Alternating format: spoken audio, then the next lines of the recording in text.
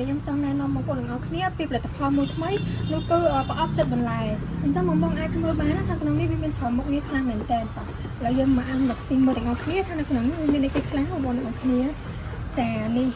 គឺក្នុងនេះគឺវាមានច្រើនមុខងារខ្លាំងមែនតើបងអាចមើលបាននេះប្រអប់គឺមានរូបរាងបែបនេះណាអញ្ចឹងបងមើលទៅថានៅក្នុងនេះគឺវាមានច្រើនបងអាចចិត្តបន្លែឬក៏ចង់ចិត្តផ្លែឈើអីតាមតម្រូវការរបស់បង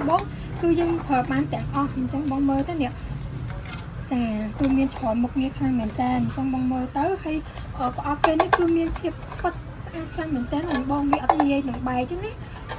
ហើយគេឆែកគេក៏ស្អាតដែរនេះប្រអប់នេះគឺស្វិតខ្លាំងអញ្ចឹងវាងាយស្រួលដល់បងនៅគាត់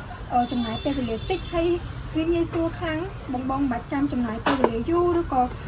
ត្រូវពិបាកនៅក្នុងការចិត្តអីអញ្ចឹងបងអាចមើលបាននេះមួយខ្ញុំសាកបងមើលចា